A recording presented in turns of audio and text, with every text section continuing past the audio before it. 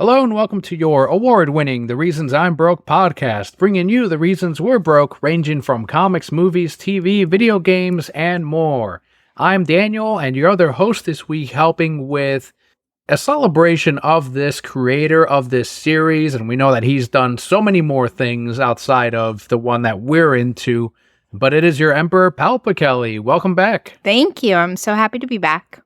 So you've seen it from the title, you've seen it from the thumbnail. We are celebrating the life of Akira Toriyama, the works, the impact that he had on all of our lives. Longtime Brokettes know that PalpaKelli and I, throughout the years, have discussed Vegeta in particular, but the Dragon Ball Super films as they released, the Dragon Ball series. I'm still reading the Dragon Ball Super manga, even though towards the end, Akira Toriyama was a little bit more hands-off with the series itself.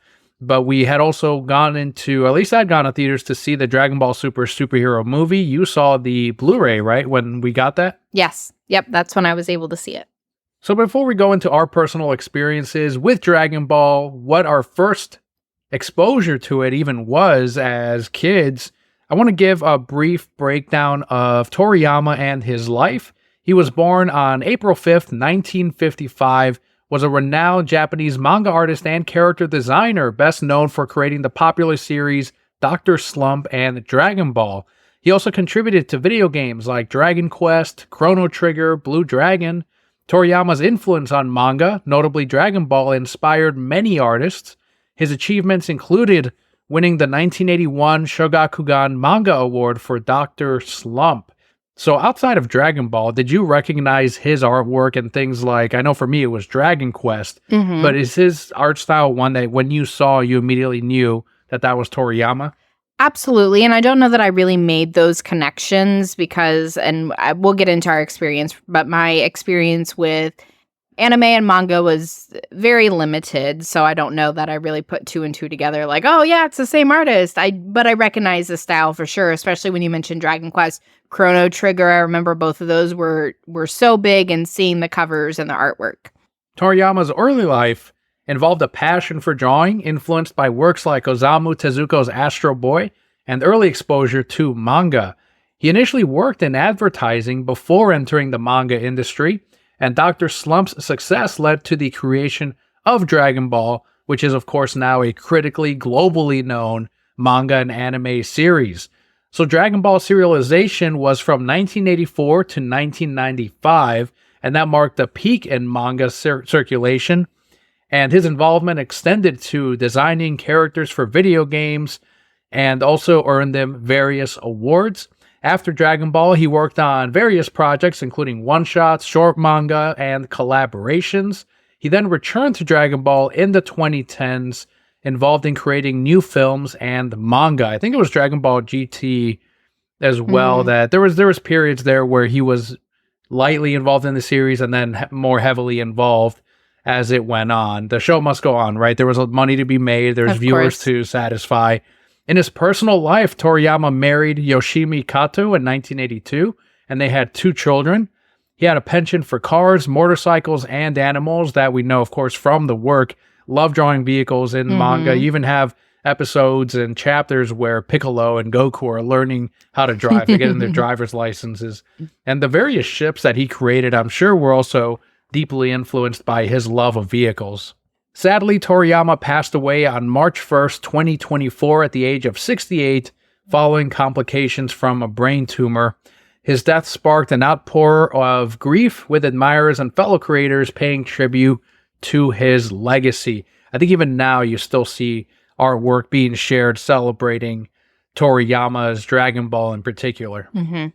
So what would you say was your early exposure to Dragon Ball? I'm assuming that's going to be the first thing you recognized from him. Of course, Dragon Ball Z.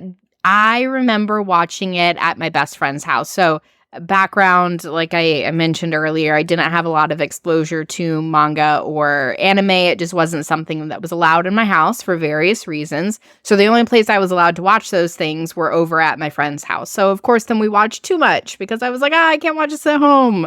But I remember my best friend, her brothers were really into Dragon Ball Z. So the first time I started watching it was during the Cell Saga. I think I almost remember the first episode I ever saw, and they're inside a cliff, right, in a valley or whatever, and future Trunks is there, and they're talking, and then that's when they're like, oh man, that's Vegeta's son, and Piccolo overhears it, and that's just like so clear. And I remember like the summer day, I hear that little bird outside like woo woo like, but I just remember that so clearly. And then that just kind of sparked, I guess, my love for the show and for the characters. I feel like I've told this on the show before, so longtime listeners have heard it, but my friend's brother had all the action figures, and so we would steal them so that our dolls had boyfriends. And initially my boyfriend was Trunks, but then Vegeta entered the picture, and then it was just Vegeta, and that love has carried on from the time I don't even know how old I was, very young. So did you like Vegeta because of what happened in the Cell Saga, essentially, as the show continued, or was it a figure that you were just stuck with and you made it work? No, because they had everybody. Like, I could have picked, well, she picked Goku because she just loved Goku and Chi-Chi and their dynamic, I guess. And I don't know, Vegeta was grumpy and he needed somebody to love him. And I guess it's just ingrained in me, because even now the characters that I like in books are all grumpy and misunderstood and just need that Grayscale, sunshine. right? Yes. Yeah. Morally gray. There you go. There we go. Morally gray. So yeah, I don't know, because I even remember, this is so silly. It's so embarrassing, but I'm gonna share it. I remember riding home in the car, and I was like, Mom, there's this character, and like, he's really mean, but I kind of like him. And she was like, yeah, okay. She kept driving. But I even remember like admitting that, like, yeah, he's not a good guy, but he's pretty cool. I'm sure your experience was very different. Yeah, there were no dolls involved, that's for sure. I'm trying to remember if it was like the 5th or 6th grade when I had first heard of Dragon Ball. And there was a classmate of mine who was really into it. And it was, I believe, an art class. And every single week, it seemed like, almost every day, he would tell me like, oh, you got to watch Dragon Ball Z. It's really good. It's an awesome show. It's on, I think it was Cartoon Network at the time. And he's like, you got to see today's episode and he would explain things to me about a character returning. Now I know what it is. It was when Goku was in the healing tank in the Frieza saga towards the end. And he was like, you got to watch this episode because this is going to happen. And I would either forget, or I wouldn't care, or I wouldn't do it. And then every now and again I would watch it, but it didn't catch me like it did him. And every time he'd be like, did you watch it? And I'm like, no, I didn't see it. And he's like, okay, well, this week's episode, for sure, he comes back. So even then, I remember that took forever. It took forever for shit to happen. Yes. And now I look back on it, I'm like, so it was part of that airing where they would just expand the episodes because they were ahead of the manga itself. So that's when they would have long pauses, a lot of dialogue, a lot of talking. That's powering up for 4 episodes. Yeah, that's right. And you put up with it, right? You watched it as a kid. And I remember since then, whenever we would take a trip to Mexico City to visit my mom's relatives, we would watch TV, and they would also be playing Dragon Ball episodes. Dragon Ball GT was airing at that time. And at that point, I had watched more Dragon Ball, was a little more into it. But Dragon Ball GT, from what I remember, hadn't yet aired in English in the US. You had to know a friend that had some kind of bootleg Japanese copy of it. You would have like magazine scans or pictures that would go up online. Here's Super Saiyan 11 Goku, and he's got the white hair. And it would basically be like a Super Saiyan 4, but with white hair. That was Super Saiyan 5 Goku. Just made up transformations. Right. And I think part of that added to the lore, the mysticism, what's going to be the next level for these characters, because they're only going to get stronger. And I dove in after the Frieza saga. I didn't catch any of that in the initial airing. I got in during the Android saga when Vegeta had destroyed the big android, the fat one, when he tore his arms off. And all of that, I remember being like really violent, like I shouldn't be watching this type of thing. I hadn't seen cartoons like that ever in my life. So even though they were somewhat censored compared to what we got in Japan, it was still kind of a little bit like I shouldn't be watching this. You went and saw like The Exorcist in theaters. Why did you feel like like this wasn't okay? The Exorcist was after Dragon Ball, but you're right though. Even that's a good precedent, because there was Terminator 2, there was Aliens, there was Child's Play. But for some reason, cartoons are, I guess, in a kid's mind, it's seen as like an innocent thing because I hadn't yet seen Vampire Hunter D, and that was kind of a bloody anime. That was before all that. But as I caught on with the Android Saga, sure, I was lost, but as a kid, I guess I didn't care because that's just, if we caught on to a show and we liked it, we just watched it from there on forward. There was no catching up. You just kind of caught on as you went on. And from there, yeah, I watched all of it through. My brother got into it. And that went on for years until it finally got into the Buu Saga, because I don't know if you remember, but they would get to a point in the story and then they would restart it from the beginning of the Frieza Saga. And then it'd be another, year or two before we'd get new episodes again? I don't remember it restarting. I feel like I watched it sporadically because, again, it was only when I was at my friend's house. So I remember a lot of the Cell Saga, I won't say all of it, and bits and pieces of Buu, but I never watched, even still, I don't remember much of the Buu Saga. And then I definitely never watched Dragon Ball. I just watched Dragon Ball Z. I saw Frieza way later. I think we were together by the time we went back. I remember we went and watched all of it when it turned into Kai. Yeah, Kai was good. Kai was really good. Anyway, I'm getting ahead of myself. But very little of the Buu Saga. But I know what happens because I've read all the fan fiction. Because Majin Vegeta, right? Yes. Yes. We are going to talk about, since we're there already, but Majin Vegeta, that was essentially written as a moment to say so long to the character of Vegeta. This was during a point in which Toriyama didn't care for the character of Vegeta, understood that they needed him for the story and fans liked them, but a lot of people still say that that would have been, if they had not had Vegeta come back after that it would have been a good ending for the character. He said he holds his son, he tells him he loves him, something that Trunks had never seen or experienced, and he was dying to save the planet, which is very un-Vegeta. This is not something you'd see from him back when he first came to Earth or during the Frieza Saga or even during the Cell Saga. And so what do you think of that idea that another reality where that would have been it for the character? I think we also would have loved him just as much. He would have redeemed himself in that moment. But the way that was written and understanding that was supposed to be the end, I still think it would have been a great ending for him. Am I glad that he came back? Because I do appreciate what they did with his character and his growth and the way that he supports his family and is a better father than Goku. Oh, I said it. I am happy for all of that. But I don't think it's a terrible parallel universe where it was like, that's the end of Vegeta. Like, that is incredible full circle character development of he came here to destroy Earth and now he's sacrificing his life for it because of the relationships that he made. And I'm glad that they brought him back as well from, like, I know it's Dragon Ball, everyone comes back from the dead, but it seems like Toriyama had to move with the suggestions that he got. Like, one of the more infamous ones was about the androids and the whole Cell Saga, where he designed and created Dr. Gero, and then they said, no, that's not a threatening enough villain, so he made the bigger android. That didn't work. Then he made the two androids, and they said, no, that's still not good enough. We need something like Frieza. And so from there, you got the evolution. He designed, I believe it's that he designed 3 cells and then used all 3. And he said, those are just the 3 transformations for the character. We'll just do that. And it just kept building up in that way. Same thing with Vegeta. Same thing with, he was trying to make, for example, Gohan the main character of the show. And when readers responded negatively to it, that's when he's like, okay, I need to bring back Goku. Because at the time he had died from the Cell Saga. Right.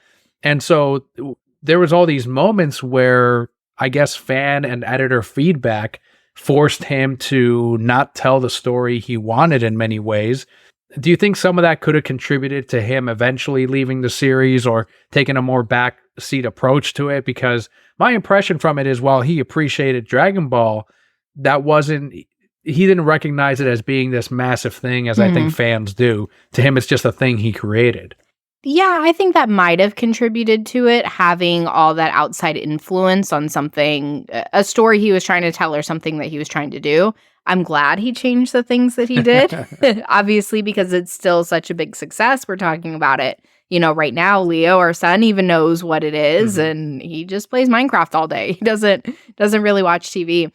But I could definitely see, not even just from all the outside voices telling him what to do, but once you've been doing for something for so long, I feel as a creator, you probably get tired at some point, genuinely. And this was tied in a lot of pieces of things that he enjoyed. But after, gosh, what did we say, 94 when it started? So I think it was in the 80s. In the 80s, so 30 plus years of doing the same thing. Yeah, you're probably pretty tired. And like, I did my run. I told the story that I told, and things had progressed or evolved enough at that point that he probably felt comfortable to turn it over to somebody else and just continue to make the money and do what he wanted to do. In the Dragon Ball Super manga, in the last couple, like, he'll give suggestions to character models, to panels. He'll redraw them and say, no, try it like this. And so they were still learning from him as it continued. As recent as just a couple of volumes ago, you can see those examples, which I think is great, where they'll include, here's my panel and here's his and here's the finalized one. And they took his feedback seriously because he designed the characters. He knows what they should look like. So I'm glad that influence was still there. And I believe even with Dragon Ball Super Superhero, he was even more involved in that film than some of the shows or even the recent manga. Well, I'm glad also, beyond just the influence being there, I'm glad the respect was still there, where they said, okay, this is a guy who created this. We are still going to respect his vision and respect what he thinks this needs to be, because you see it so often where, we were just watching Avatar: The Last Airbender on Netflix, right? And correct me if I'm wrong, the creators were originally a part of it and then just said, no, this isn't our vision anymore. And they said, oh, we're still going to make it, right? Whereas you see this other great example of them saying, no, he is the best. And so even though we're in charge and we're doing these things, we are still going to learn from the best. Some people online are saying that the final form of Gohan was the last new form Saiyan, and we don't know what he had planned in future runs, but for him to give the fans that extra form, the Gohan, which is a callback to the Cell Saga, which many consider to be the best saga. It's between that and Frieza for a lot of people. It's just kind of a nice gift to end on, I think, for a lot of Gohan fans, especially, which I know there's a lot of. And we mentioned earlier, us being Vegeta fans, I got to bring up this 1995 interview where he confessed to not liking the character of Vegeta in spite of his immense popularity and role in the series. This supported a fan theory that Toriyama intentionally humiliated Vegeta, hindered his progress so that Goku was always surpassing him. He said, quote, "With Vegeta, well, I don't like him all that much, but he was extremely helpful to have around," end quote. And that revelation added a layer to Vegeta's character evolution from villain to eventually Goku's ally. And since 1995, of course, a lot of things have changed with the character of Vegeta. His views may have changed, but I know people still, you still see the same thing, right? Vegeta's a little bit behind Goku, although up until now, recently, they've finally done the thing where he's taken that path of destruction, God of destruction, and Goku's taken a different path. And Vegeta's come to that realization of the reason why I'm always behind Kakarot, aside from Toriyama, is that I'm trying to fight and grow in the same way he does, and I'm not the same fighter. For better or worse, we're on different levels. Right. And that's when they separate. And I think now is probably the most growth we've seen from the character since he's come around to accepting being a father, a present dad. For sure. And I could definitely see why he probably didn't like the character, because when he developed these characters, it was very much, ooh, it's a bad guy, we all hate them. And for whatever reason, we all looked at Vegeta and said, we like him. And so he was probably confused, like, no, he's the bad guy, you're supposed to hate him. And I wouldn't be surprised if he continually put him in situations trying to get us to hate him more. But then the girlies showed up. We're like, we can change him. I wonder if that's when all of that changed, right after the Frieza saga, because he dies on the planet. Frieza kills him. But then when he gets brought back to life, he's on Earth. He ends up with Bulma.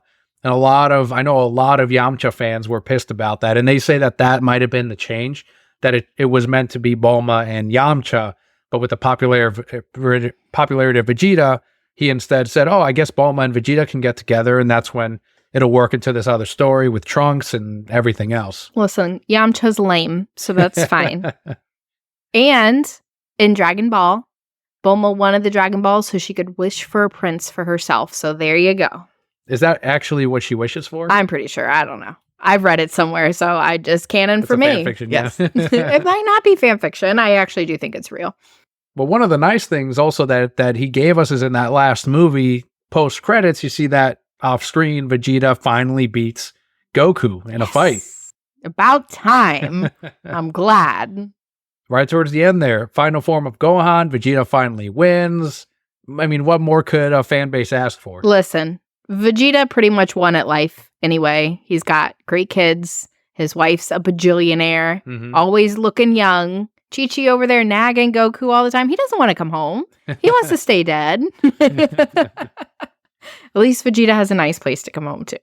Some of the influences that people were saying with other artists and Akira Toriyama, something that's very close to us is Pokemon. That's Ken Sugimori. I don't know if there's been a direct quote from Ken, but when you look at the artwork from both camps, you can see that there is influence there from Toriyama in Ken Sugimori's designs, in the watercolor, of course, the coloring, the character, the way that some of them look. And Ken did his own thing with it, but you can see that Pokemon may have even been very different had it not been for Toriyama. I think the influence and how far-reaching Dragon Ball Z is, we will probably never fully understand, right? Unless we go into a parallel universe and compare them. But not just the way that it changed other things, but I think Dragon Ball is such a starting point for people to get into anime, to enjoy manga, because it's such an easy one to get into. It's so popular. If for whatever reason, and it'll just be this way forever, right? But in some aspect, anime is taboo, whether it's just, only the nerds like it, and they're showing up in their weird clothes every day and doing moves in the hall, right? Or it's, a very sheltered family where that kind of show is not okay. Or in your instance, right? Oh, it's too violent. I think that because of the popularity, it's so easy to watch it and just say, they're fighting aliens. Done. Like, who's going to argue with that? Right? And then that opens more doors for so many people to find other things that they love, for so many shows. I mean, even we were just talking about a second ago, the popularity of Dragon Ball Z over here in Western culture, United States, right? Potentially open the doors for things like Avatar: The Last Airbender, for Pokemon to become more popular over here, right? Again, I think it's so far-reaching that we will just never really know. I'm glad you brought up how much of an entry drug Dragon Ball is for a lot of people. Yes. I know it definitely was for me.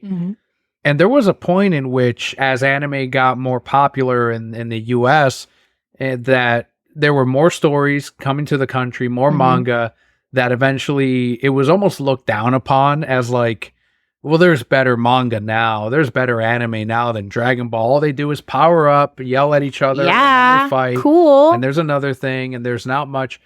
And I understand that argument to a point, but I'm also like, one, it's a product of its own time, and two, it's outlasted so many of these manga and anime that are seen as so much better than Dragon Ball. And I know some of that is they've chosen to end their story at a certain point, but I think that Dragon Ball is so iconic to culture that I think it surpasses the medium that it came from, anime or manga. I mean, it is, I think, a cultural standpoint where it's referenced in Powerpuff Girls, it's referenced in Sonic the Hedgehog, and in so many real life shows even. I don't know why this sticks in my brain, but do you remember the show Kids Next Door?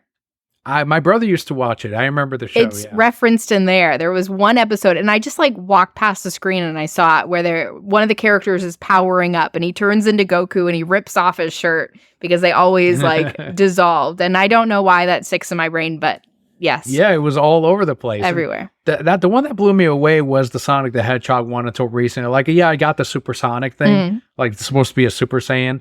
But someone did a side to side of all of these, and like the Chaos Emeralds, you put them together. They compare them a lot to the Dragon Balls, and There's the logo for Sonic 1, which looks a lot like one of the manga logos from Dragon Ball. There's all kinds of little comparisons that Sonic the Hedgehog may have pulled from. The way Tails flies is compared to how Goku used to fly as a kid with his monkey tail. They used to have the same thing. So there's, even from Sonic, something that I also really like. And that's another thing that pulled a lot from Dragon Ball. And it's just kind of one of those things that now that he's passed, people are finding exactly how big these little characters are for everyone. And the ongoing joke too, and you've seen all the memes because I've got them and they show up on my feed, is how in Mexican culture, Dragon Ball Z, I mean, you'll see, it's kind of a joke, but they're real, of like taquerias or pharmacies that have like the Goku as the main character mascot or whatever, Super Saiyan gyms in the country. And that's one of those other products of, it's a lot like Toonami in different parts of the world, where you and I might remember it for certain shows, Outlaw Star, Dragon Ball, Cowboy Bebop. Other countries, like in European ones, are like, no, my Toonami was this growing up, and it's a completely different set of anime, because they just pulled whatever they could get. And that's the same thing with countries like in South America and including Mexico, where they would have shows like Dragon Ball GT, and that would be one of the few animes that they'd have. Speed Racer, I know that, Astro Boy, but that would be their anime. And because of that limited amount of selection during that period, the 80s and the 90s, I mean, that just helped grow those fans even more. And that's something that I don't even know that the creators in Japan know, just how influential Dragon Ball was in South America, because they're so far removed from it, right? So I don't know if they understand even, like, Gohan Blanco is something that was made up. And he showed up in Superhero, and all the Mexicans rejoiced, like, Gohan Blanco, we made it happen. I truly don't know, but I think it's very possible that from their perspective, they're just seeing the watched numbers, right? How many people are watching this episode? And yes, that might be a lot worldwide, but what else is that leading to, right? And you can't quantify, okay, you watched Dragon Ball Z and then you went and you watched this anime because of Dragon Ball Z. Like, again, you can't, there's no way, unless you talk to someone, to really quantify that. So again, it's going to be so hard for us to truly understand how many doors this opened for so many people and how far reaching. But yes, these characters are, at least to our generation, these characters recognized everywhere. You go anywhere and they're going to, oh yeah, that's from Dragon Ball Z, whether they know the character's name or not. Do you think kids are going to get into Dragon Ball as they grow up? I know it's going to be a little bit harder for someone, even us, to sit through some of the classic run of Dragon Ball Z, knowing how expanded they were. Like, Kai is great, and it helped quicken the pace on a lot of those things. But do you see kids getting into Dragon Ball, or are they going to have their own anime like Demon Slayer? That's tough. I could definitely see kids getting into it, especially right now, because especially we're talking about it, right? Akira Toriyama has just passed. I'm ready to go, like, put it on TV and let Leo watch it. Like, okay, I'm ready to relive this. I think Kai is a great introduction because, again, it did shorten so many things. So go ahead, put that on a streaming service. If they were smart, they would take all Kai, they would put it on a streaming service, Netflix, and say, here you go. This is free for X amount of time. We're going to have this on here for the next 6 months to celebrate his passing. And now we're all going to watch it. And now we're going to tell our kids about it and make them watch it with us. And it would just continue from there. I noticed when I worked at the comic shop that whatever anime played on Netflix was the one that the kids would get into. When they added Naturo onto Netflix, I suddenly noticed a lot of kids coming in and wanting Naturo manga. And that's when it was just kind of interesting how I saw this new fan base come in just because they were watching whatever anime was available on Netflix, one of the biggest, most popular ones. And Dragon Ball has, from what I remember, has never been on Netflix, at least not in the last 6, 7, 8 years. So that's going to be a tough one. You're going to have to get Crunchyroll, which you already have to be an anime fan to get. Right. How many people have? We don't have Crunchyroll, so there aren't going to be the kids in our household yet that are going to be able to watch that. But he's played the Dragon Ball Z fighting game, and he loves that. The recent 2D one came out like 6 years ago. it's fun to play, and if it gets on a streaming service, that will create the new fans. So speaking of potential new fans, we took a brief intermission and we showed Leo a video of the gameplay from Dragon Ball Fighter Z. There we go. Which he's played before, yeah. He has a great 2D fighting game. So Leo, what did you think of that video game that you just saw? Pretty good. What was your favorite part about it? How do was doing so good. Yeah, and the characters looked really cool. Yeah. Which one was your favorite? The orange one. No, it's always Vegeta, not Goku. Vegeta. Say Vegeta. Goku. No. I the orange one better.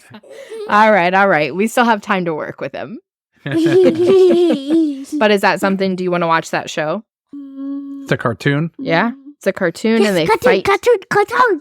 Cartoon. Okay, we will show you that show sometime. Okay. So that was Leo. Thank you very much.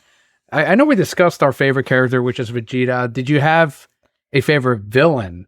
Whether it's, even if it's not specifically by Toriyama as an origin, like Broly, but there's been so many good ones that come from his world. Mm-hmm. Did you have one in particular that you enjoyed watching the most of? Whether it's a Saga or a character that's returned that you think they're still using pretty well? Yeah, absolutely. It's Vegeta. So I discovered my favorite villain much further. Granted, when we rewatched the show and going into Super, but it's definitely Frieza. Yes. And so I love the Frieza saga, going back and watching it through Kai, but they have done so much with this character and made him so fun. I always reference in Broly when he kills Broly's dad and he goes, "Oh no." And he's like, the tragedy. Very dramatic about it. But I even love that his character, his whole goal is to destroy the Saiyans. Mm-hmm. And then once we get into Super, he now has to fight with them to save the universe. And he's able to put that aside and say, okay, well, the universe is a greater good than just getting all the Saiyans killed. I'll kill them another time. And also, I'm pretty sure he's gay. So he could be. That's a massive place. My favorite character is cool. It's Goku. Goku. No, it's Vegeta. Get out of here. Get out of here. We are a Vegeta household, young man. Go.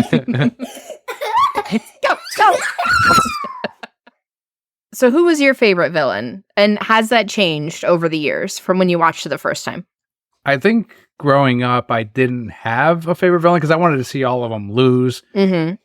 I know Frieza, if you were talking canon, Frieza has been my favorite too because of how in small ways he's also grown. He's got his new form in the Broly movie. He was really funny. More importantly, I think in Dragon Ball Super, when they got to the Tournament of Power and he had to fight with his universe to protect, and it was all for a deal, right? He had a deal with Goku and he said, "You'll bring me back to life if we win this." And he said, "Yeah, I will."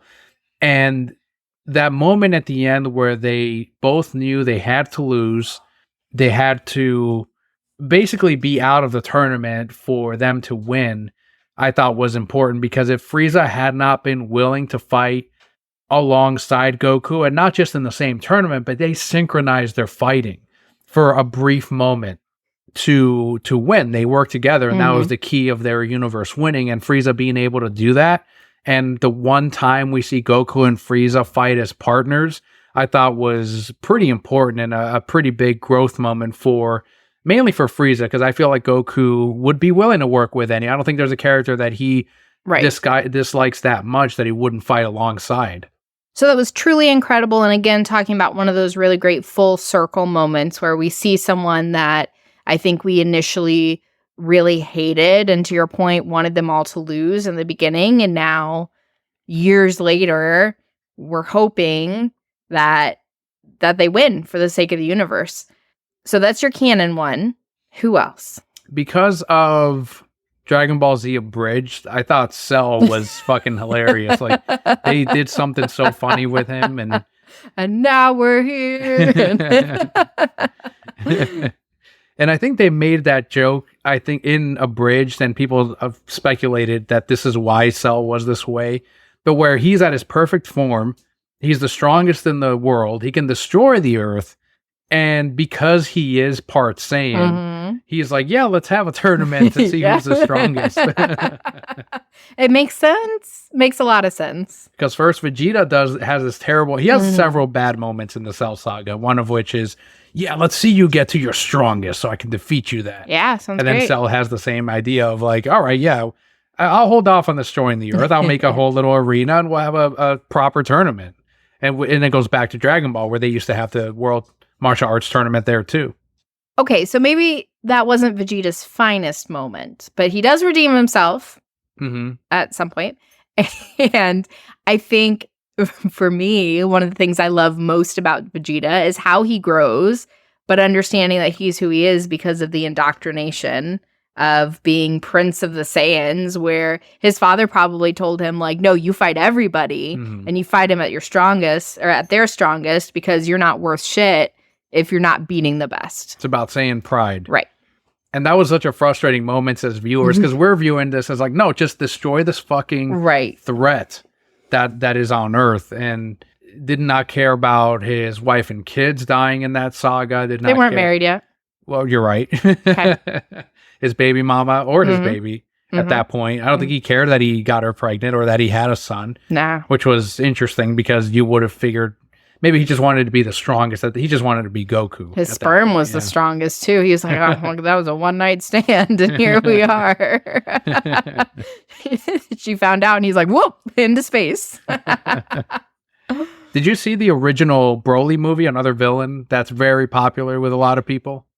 I feel like I saw it much later in life, but I do remember playing with the Broly toy. The Broly action figure. I think the toys really, my brother I think had a few, but they released the newer ones before like even they debuted. I think there might have been a Broly figure before the movie hit video. That's how we got it in the US is it went on VHS and then that's how you caught up. And you had to go to a DVD. special store to buy it though. Yeah. You couldn't just get it anywhere. Like FYE or Suncoast, was it? I don't remember. Like I remember it was a different friend that used to buy all of them and she would go somewhere and it was some special store where they just had anime and manga and because that's what you had to do back then. It wasn't just everywhere like it is now. You couldn't go to Barnes and Noble and find a large selection.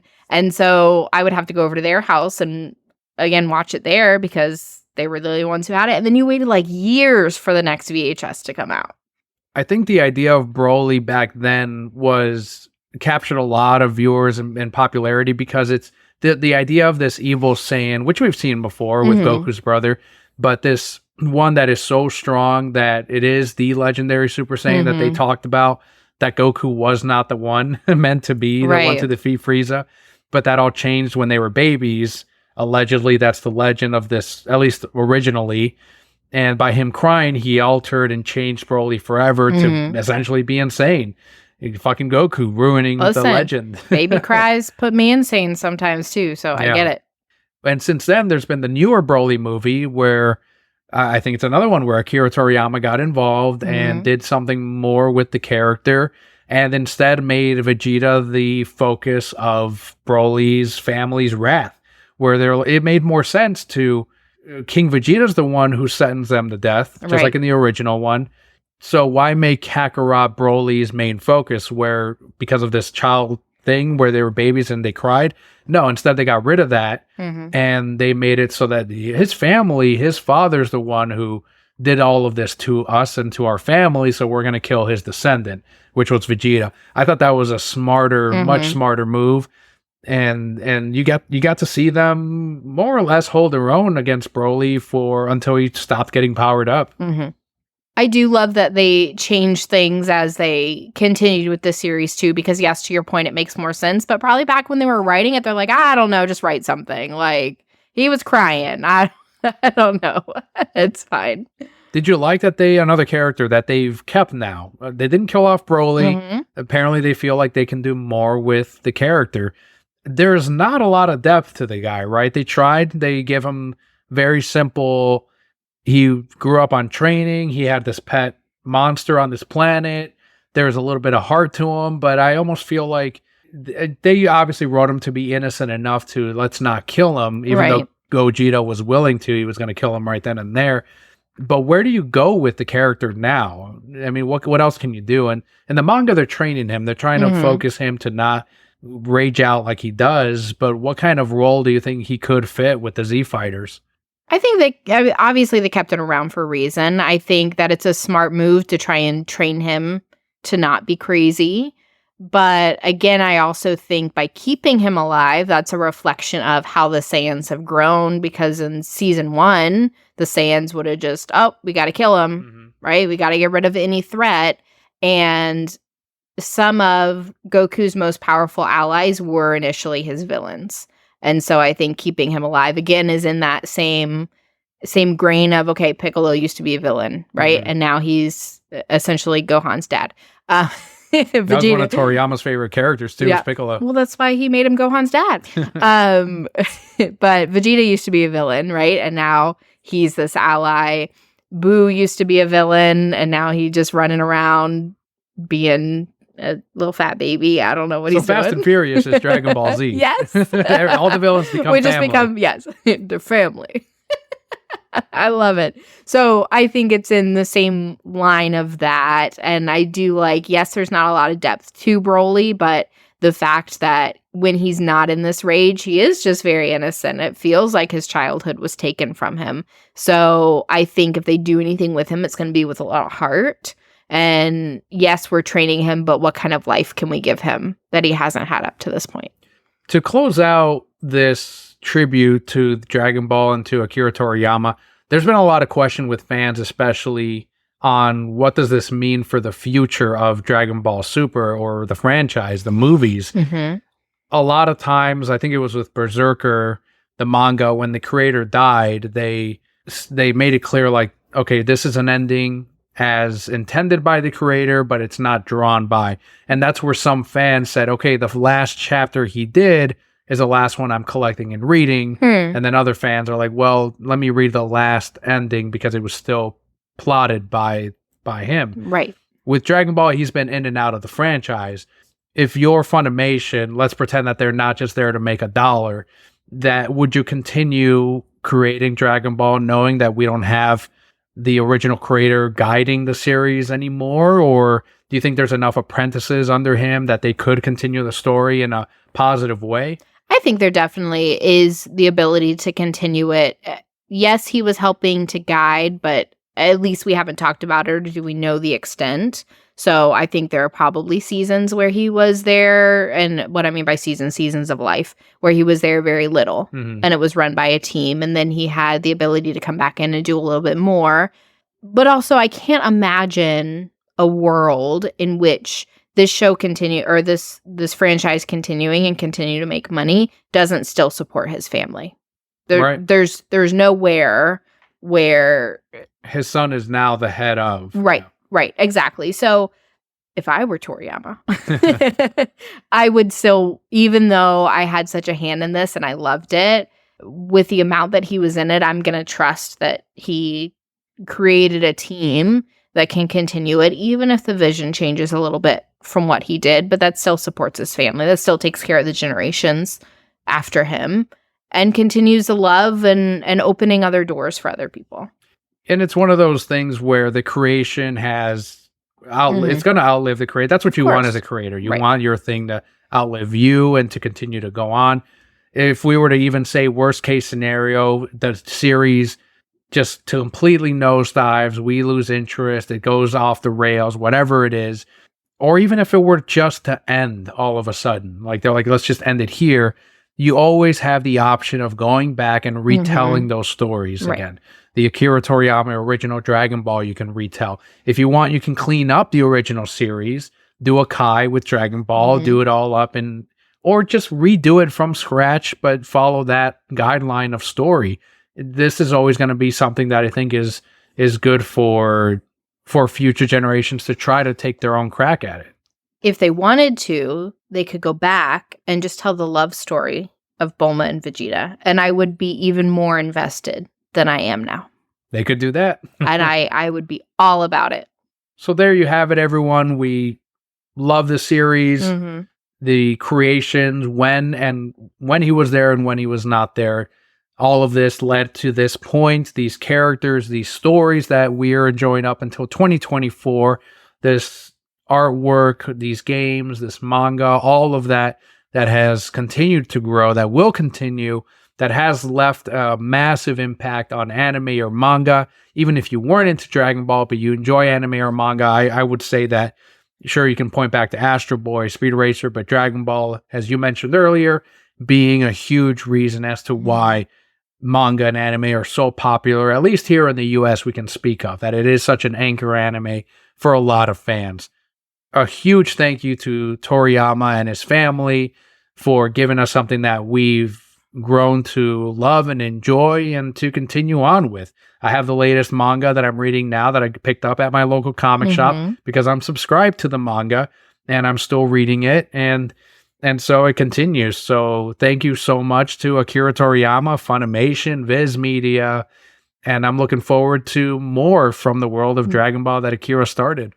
And beyond just creating something that we enjoy, and I think that's almost too light a word for it, as I think and as we talk about this, the amount of smiling that you and I have done, talking about how we felt watching the show, how much we enjoy the characters, the different villains that we like, the different moments. It's not just enjoying the show, but it's a piece of our lives. It's nostalgia. It's something that truly, for all the fighting on the screen, it brings me peace.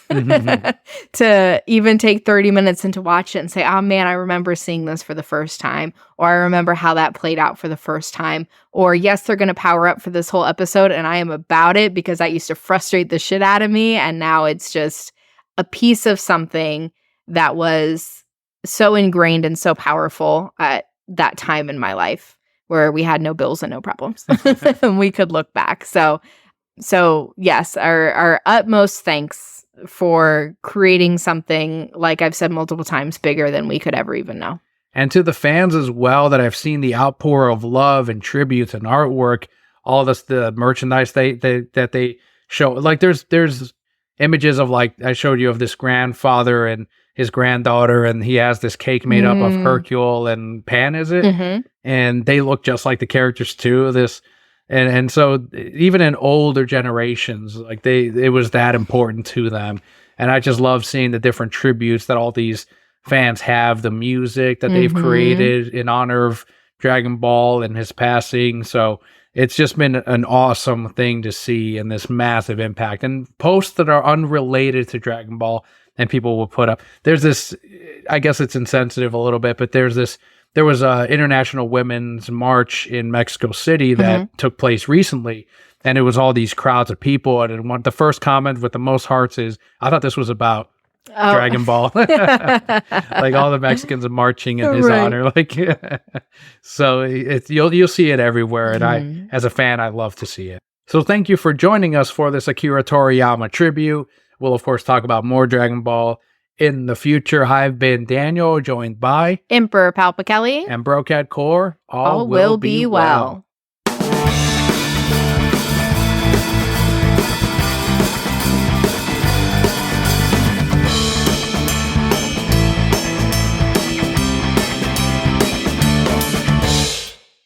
Should we have said cha-la? Hey, cha-la.